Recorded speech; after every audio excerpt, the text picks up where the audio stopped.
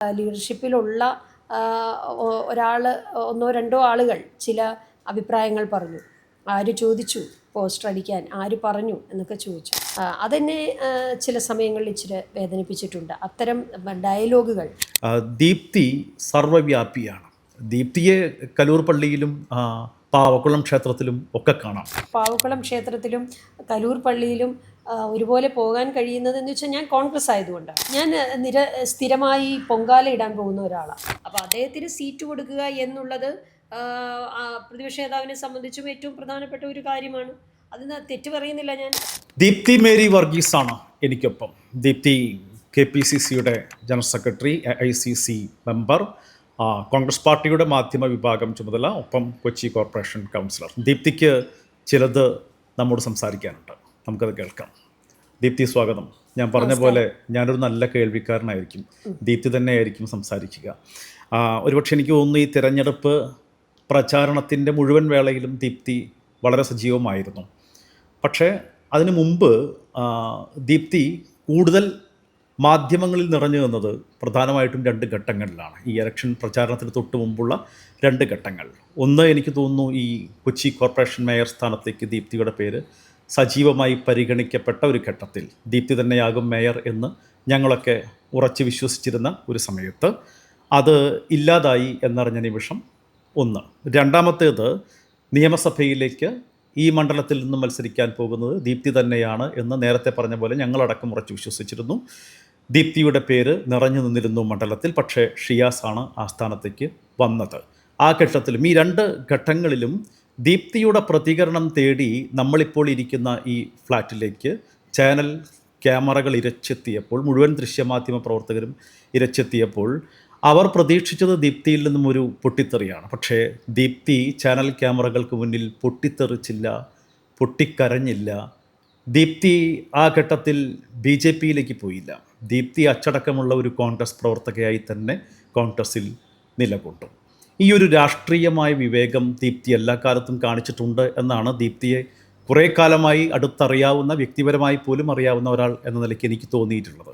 ആ സമയത്തൊന്നും ഒരു ആത്മസംഘർഷം ദീപ്തി അനുഭവിച്ചിട്ടില്ല എന്ന് തന്നെയാണോ ഞങ്ങൾ മനസ്സിലാക്കേണ്ടത്? അത് പ്രധാനമായിട്ടും നമ്മൾ എന്തിനാണ് ഒരു പ്രസ്ഥാനത്തിൽ പ്രവർത്തിക്കുന്നത് എന്നുള്ളത് പലർക്കും പല വ്യൂസ് ആയിരിക്കും.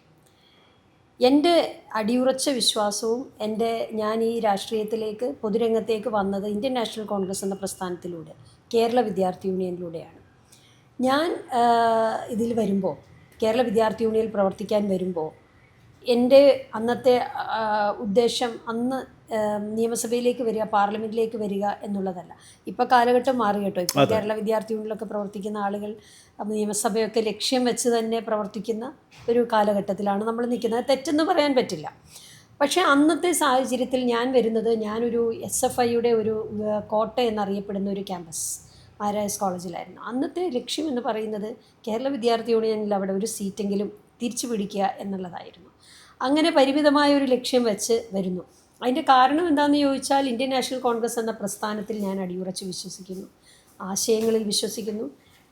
കോൺഗ്രസിൻ്റെ നേതാക്കന്മാർ, മഹാത്മാഗാന്ധി, നെഹ്റു മുതൽ ഇങ്ങോട്ട്, ഞാൻ അടിസ്ഥാനപരമായിട്ടൊരു നെഹ്റുവിയൻ വിശ്വാസിയാണ്, നെഹ്റുവിയൻ ആശയങ്ങളിൽ വിശ്വസിക്കുന്ന ഒരാളാണ്. അപ്പോൾ അങ്ങനെയുള്ള ഒരു സാഹചര്യത്തിൽ രാഷ്ട്രീയത്തിലേക്ക് വന്ന ഒരു വ്യക്തിയാണ് ഞാൻ. മറ്റു പലരെയും പോലെ ഞാൻ മാത്രമല്ല അങ്ങനെ വന്നിട്ടുള്ളത്.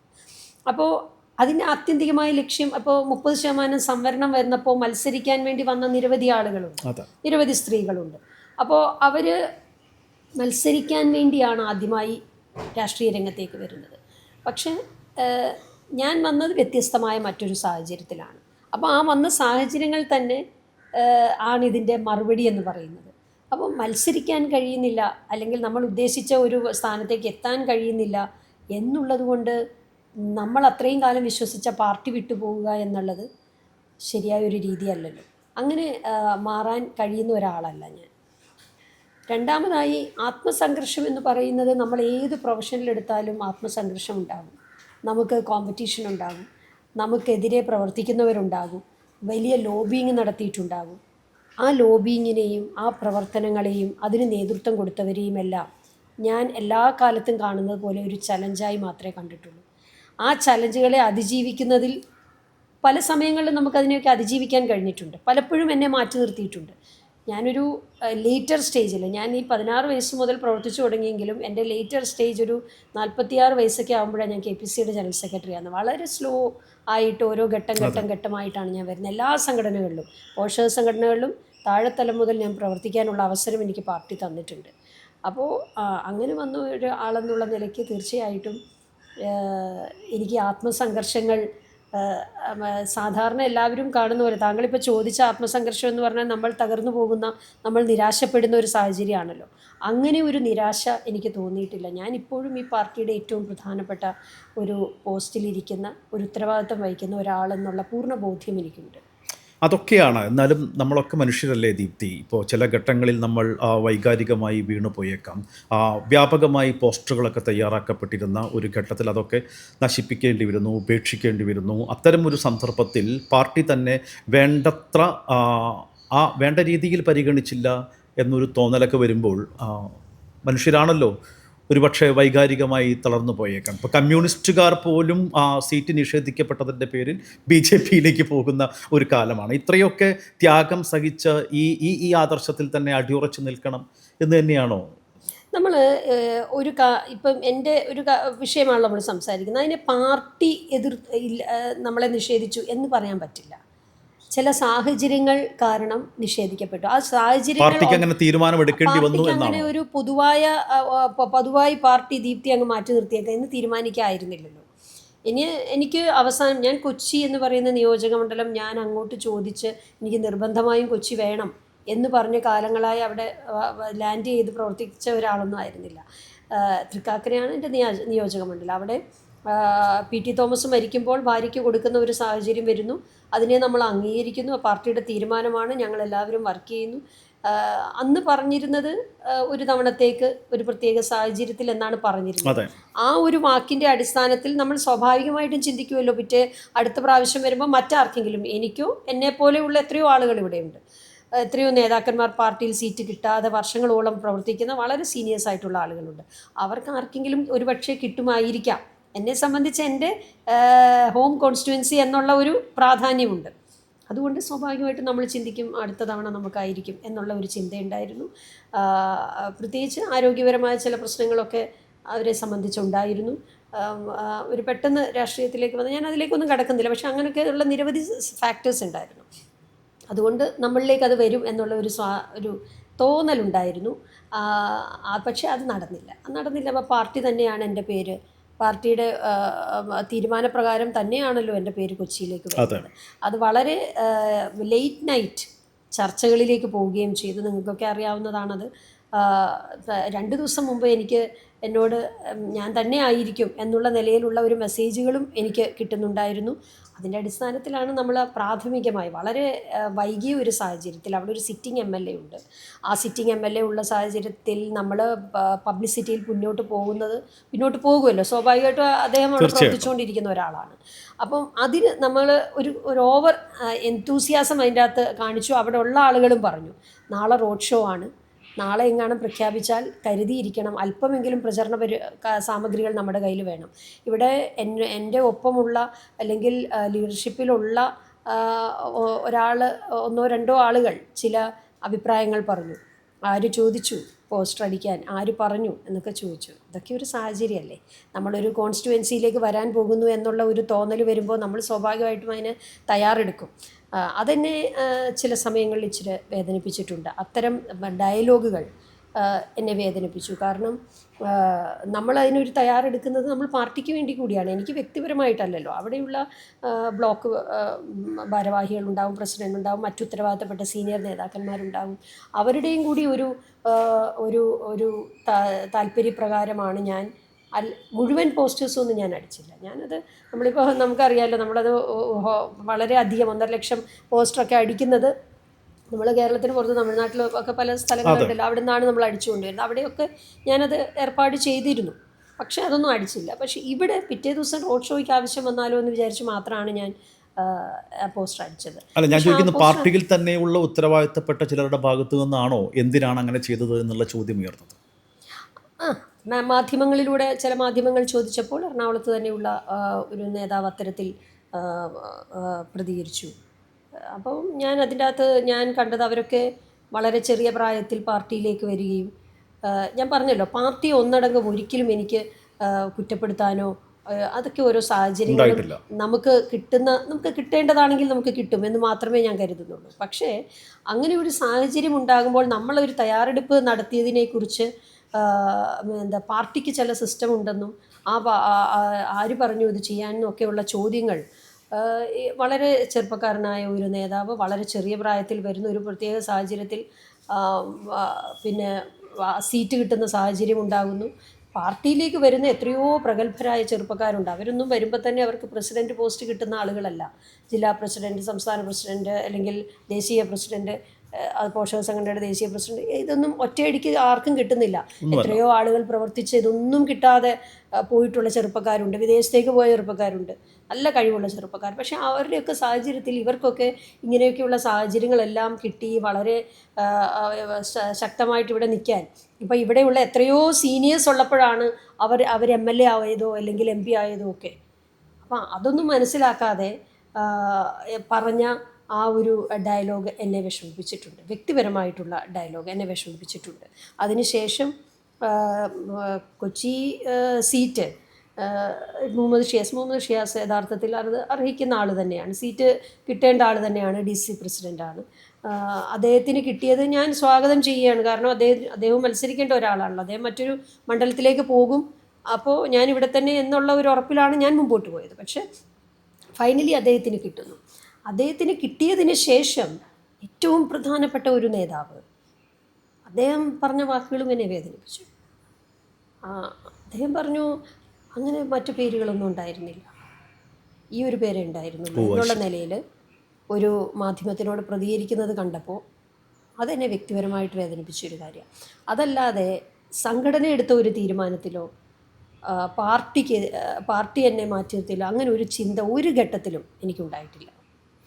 ഈ അനവസരത്തിലുള്ള അത്തരം ചില പ്രസ്താവനകൾ, അത് എനിക്ക് തോന്നുന്നു ഒരുപക്ഷെ ഈ സീനിയോറിറ്റി അധികമൊന്നുമില്ലാത്ത, നേരത്തെ ദീപ്തി സൂചിപ്പിച്ചതുപോലുള്ള യുവാക്കളായ നേതാക്കന്മാരിൽ നിന്നും ഒക്കെ ആയിരിക്കാം, കോൺഗ്രസ് പാർട്ടിയിൽ അനാവശ്യമായ കുഴപ്പങ്ങൾ പലപ്പോഴും ഉണ്ടാക്കുന്നില്ല. ഇപ്പോൾ ഷിയാസിൻ്റെ കാര്യം തന്നെ നോക്കൂ, മുഖ്യമന്ത്രി ആര് എന്നുള്ള ചർച്ചകൾക്കൊരു പക്ഷേ കോൺഗ്രസ്സിലൊരു ആഭ്യന്തരമായ തർക്കമുണ്ട് എന്ന് തോന്നിപ്പിക്കുന്ന രീതിയിലുള്ള ചർച്ചകൾക്ക് തുടക്കം കുറിച്ചത് ഷിയാസിൻ്റെ ഒരു പ്രസ്താവനയാണ്.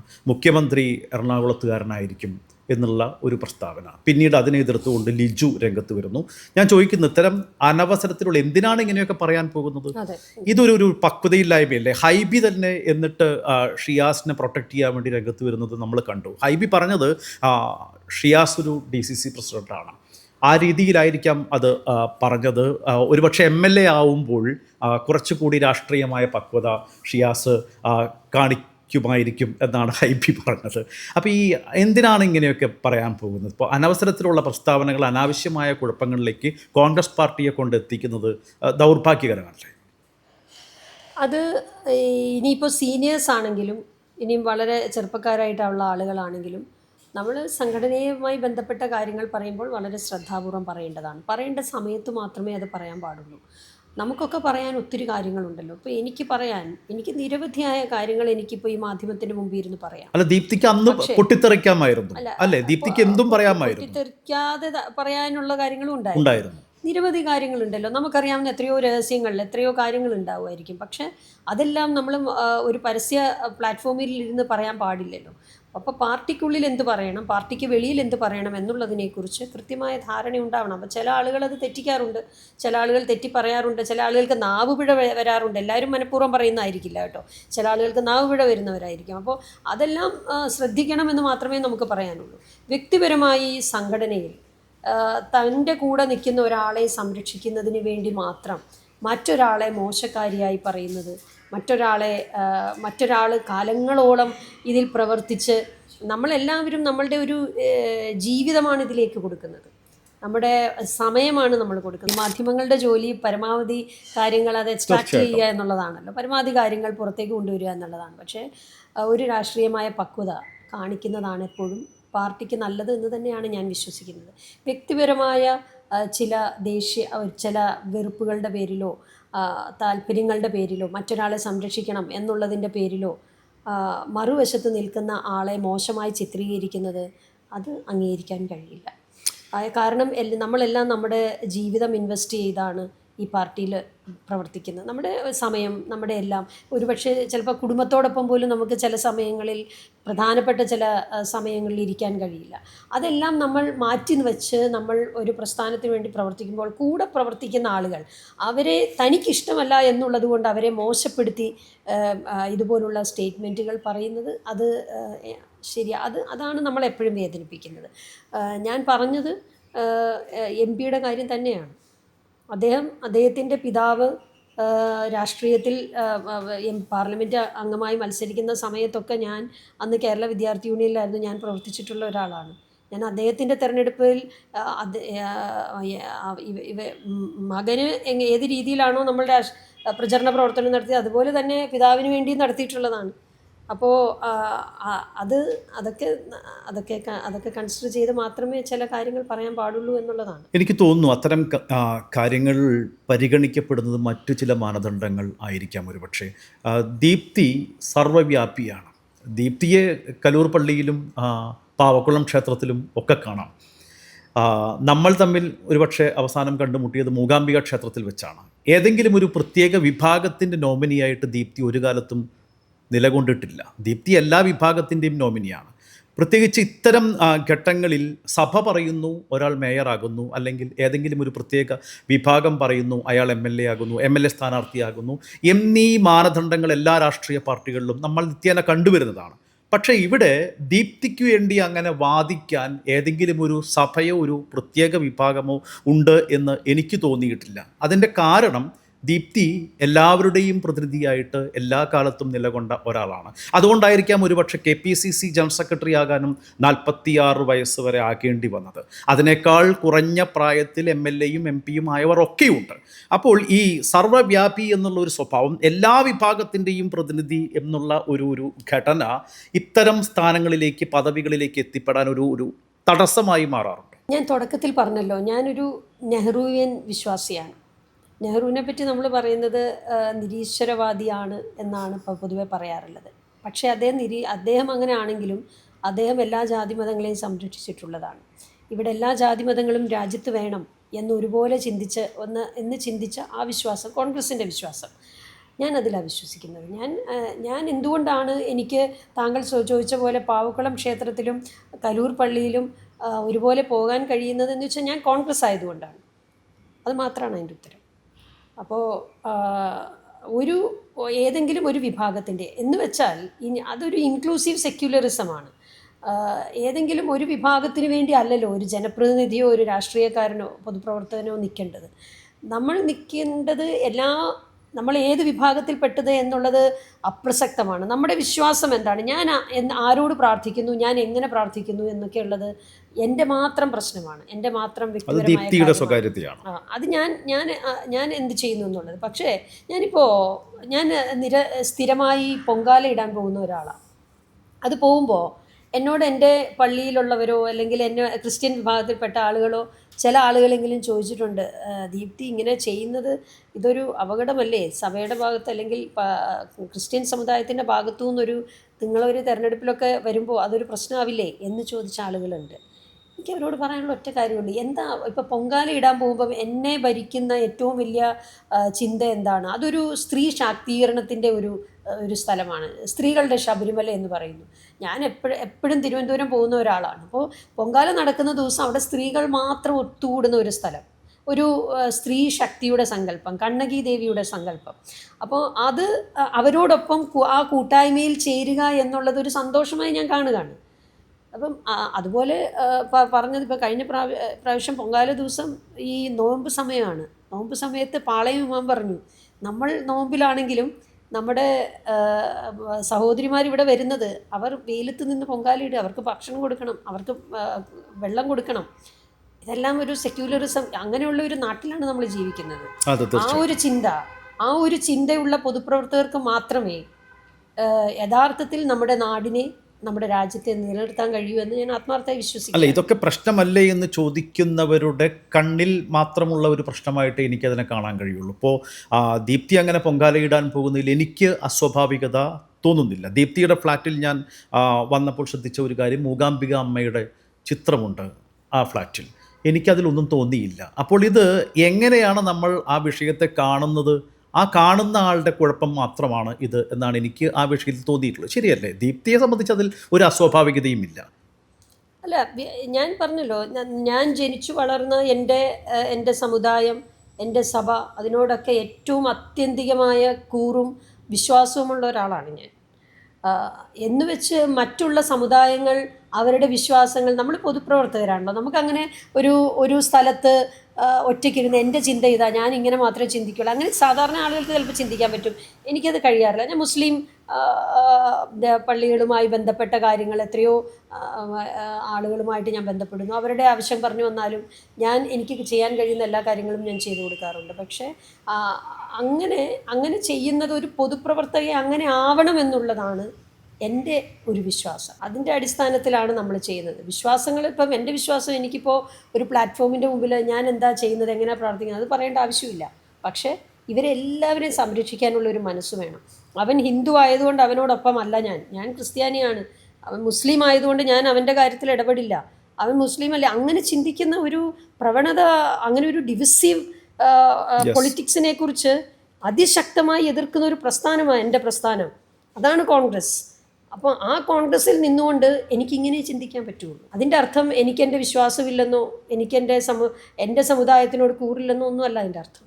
അന്ന് ദീപ്തി തന്നെയാകും സ്ഥാനാർത്ഥി എന്നാണ് ഞാനടക്കമുള്ള മാധ്യമപ്രവർത്തകർ വിശ്വസിച്ചിരുന്നത്. ഞങ്ങളുടെയൊക്കെ വാർത്തകളും ആ രീതിയിൽ ആയിരുന്നല്ലോ. പിന്നീട് ആ ഘട്ടത്തിൽ നിന്ന് അത് മാറുകയും 2 പേരിലേക്ക് ചർച്ച വരികയും ചെയ്യും. പിന്നീട് ഈ രണ്ടാമനായി വന്നയാൾ, അതായത് PCC പ്രസിഡന്റ് ഷിയാസ് സ്ഥാനാർത്ഥിയാകും എന്ന ഘട്ടത്തിലേക്ക് ഈ ചർച്ചകൾ മാറുന്നു.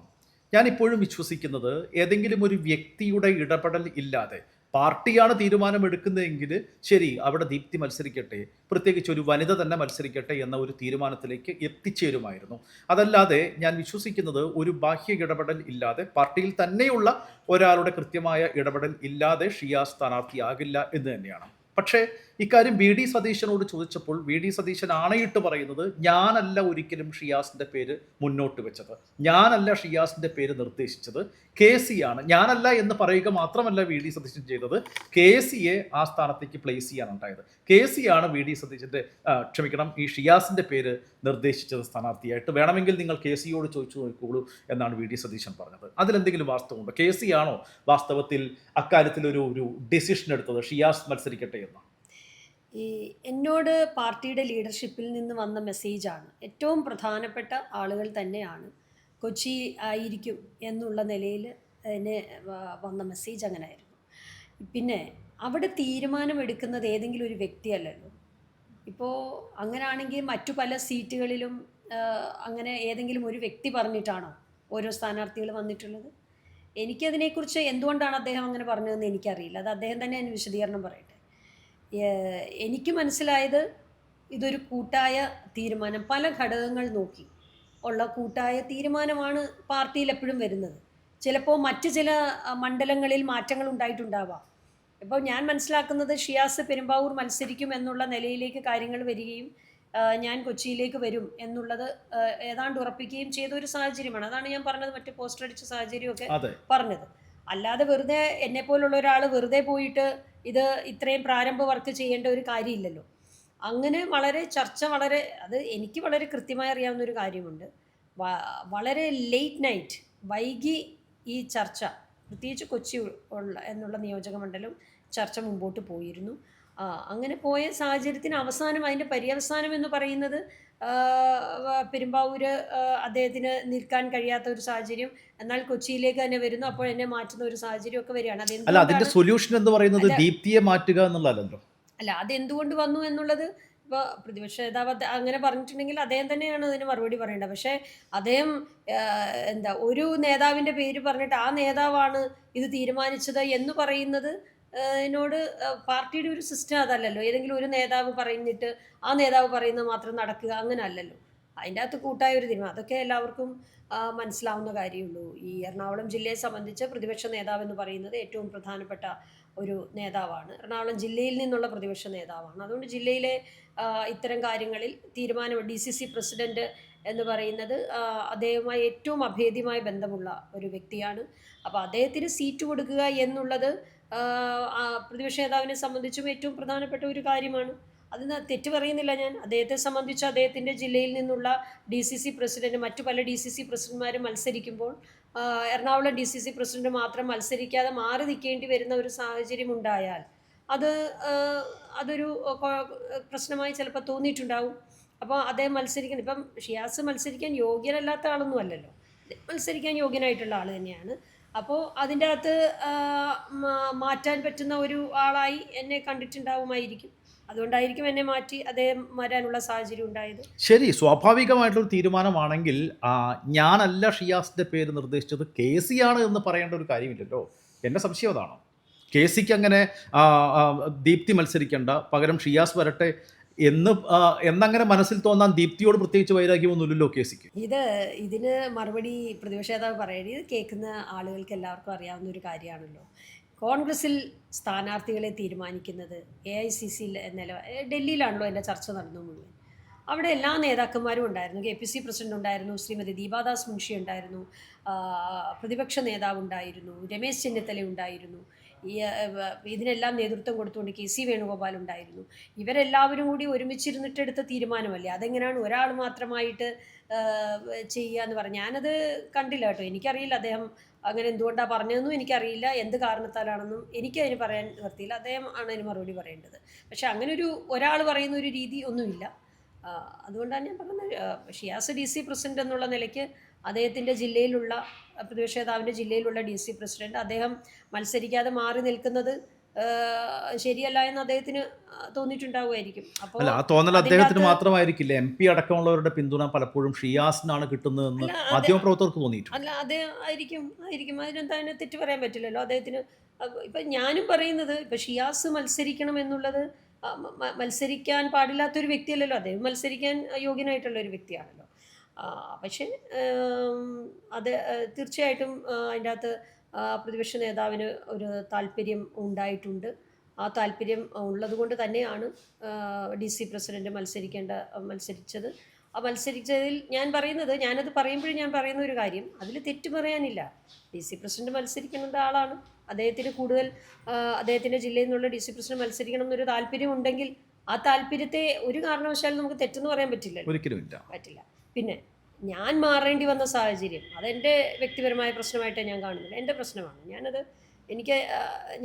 ഞാൻ മാറേണ്ട സാഹചര്യം വന്നു. എനിക്കത് പറഞ്ഞിട്ടില്ല, എനിക്കത് ലഭിച്ചിട്ടില്ല എന്ന് മാത്രമേ ഞാൻ അതിനെപ്പറ്റി കരുതുന്നുള്ളൂ. ഏതെങ്കിലും സഭകൾക്ക് ദീപ്തിയോട് പ്രത്യേകിച്ച് കൂടുതൽ അടുപ്പമോ അകൽച്ചയോ ഉണ്ടോ? ഇപ്പോൾ ലത്തീൻ സഭയുടെയൊക്കെ കാര്യത്തിൽ അങ്ങനെയുള്ള ചില വാർത്തകളൊക്കെ ഇടയിൽ വന്നിരുന്നുവല്ലോ. ദീപ്തി തന്നെ മറുപടി നൽകിയിട്ടുണ്ട് എന്നാണ്. അതെ, ഞാനത് അന്ന് തന്നെ പറഞ്ഞതാണ്. ഈ മേയർ തെരഞ്ഞെടുപ്പുമായി ബന്ധപ്പെട്ട് തന്നെ ഞാൻ പറഞ്ഞതാണ്.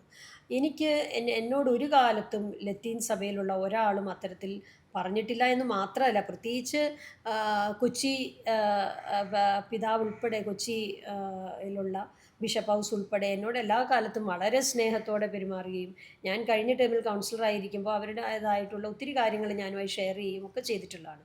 എനിക്ക് വളരെ സ്നേഹവും കടപ്പാടും ആദരവും ഉള്ളതാണ് കൊച്ചി ബിഷപ്പ് ഹൗസ് എന്ന് പറയുന്നത്, അവിടുത്തെ പല അച്ഛന്മാരും. അപ്പോൾ അവരൊക്കെ എനിക്ക് എതിരായി നിന്നു എന്നൊക്കെ പറഞ്ഞാൽ അത് ആരുടെയെങ്കിലും തൽപര കക്ഷികളുടെ ഒരു നറേറ്റീവ് മാത്രമാണ് എന്ന് മാത്രമേ ഞാൻ കാണുന്നു. ഈ നേരത്തെ നമ്മൾ സംസാരിച്ചപ്പോൾ പറഞ്ഞല്ലോ ഹൈബിയെക്കുറിച്ച്, വളരെ ജൂനിയറാണ് ദീപ്തിയേക്കാൾ അല്ലേ? പക്ഷേ പിന്നീട് MP ഒക്കെ ആകുന്നു. ഹൈബിയുടെ പിതാവുമായി പോലും നല്ല അടുപ്പം ദീപ്തിക്ക് ഉണ്ടായിരുന്നു. ഇതൊക്കെ വെറും നമ്മളീ പറയില്ല, രാഷ്ട്രീയത്തിൽ കളിക്കാൻ അറിഞ്ഞാൽ മാത്രം പോരാ, കുറേയൊക്കെ ഭാഗ്യം കൂടി തുണയ്ക്കണം എന്ന്. ദീപ്തിയെ ഭാഗ്യം തുണച്ചില്ല, ഹൈബിയെ പക്ഷെ വല്ലാതെ ഭാഗ്യം തുണച്ചു എന്നാണോ ഈ നേട്ടങ്ങളും പദവികളും ദീപ്തിയേക്കാൾ ജൂനിയർ ആയിട്ടുള്ള പ്രവർത്തന പരിചയം കുറവുള്ള ചിലരിലേക്ക് എത്തിച്ചേരാൻ കാരണമായിട്ടുള്ളത്? അങ്ങനെയുള്ള എന്നെപ്പോലുള്ള നിരവധി ആളുകൾ പാർട്ടിയിലുണ്ട്, ഞാൻ മാത്രമല്ല. വളരെ കാലങ്ങളായി പ്രവർത്തിക്കുന്നു, ഒരു പദവിയും കിട്ടാത്ത. ഇപ്പം എന്നെ സംബന്ധിച്ച് എനിക്ക് എന്തെങ്കിലുമൊക്കെ പാർട്ടിയിൽ പോസ്റ്റും കാര്യങ്ങളൊക്കെ കിട്ടിയിട്ടുണ്ടല്ലോ. ഇത്രയും പോലും ലഭിക്കാത്തതായിട്ടുള്ള വളരെ ശക്തരായിട്ടുള്ള സീനിയേഴ്സ് ആയിട്ടുള്ള ആളുകളുണ്ട്. അത് താങ്കൾ പറഞ്ഞത് ശരിയാണ്, അതൊരു ഭാഗ്യമാണ്. ഇടഞ്ചി മരിക്കുന്ന ഒരു സാഹചര്യത്തിൽ ആ കുടുംബത്തെ കോൺഗ്രസ് സംരക്ഷിക്കുന്നു, അത് മകനെ സംരക്ഷിക്കുന്നു, ഞങ്ങളൊക്കെ എനിക്കൊക്കെ അത് വളരെ പ്രിയപ്പെട്ടതാണ് ഹൈബി. ആ കാലം മുതൽ തന്നെ. കാരണം ഈഡൻജിയെ കാണാൻ വേണ്ടി ചെല്ലുമ്പോൾ അന്നൊക്കെ സ്കൂളിലോ കോളേജിലോ ഒക്കെ പഠിക്കുന്ന ഹൈബിയെ എനിക്ക് പരിചയമുണ്ട്. അപ്പോൾ അതുകൊണ്ട് നമുക്ക് ആ ഒരു സ്നേഹം എപ്പോഴും അവരോടൊക്കെ ഉണ്ട്. ഭാഗ്യം കൊണ്ട് ഒരു പ്രത്യേക സാഹചര്യത്തിൽ അവർക്ക് MLA ആവാനും MP ആവാനും ഒക്കെ കഴിഞ്ഞു.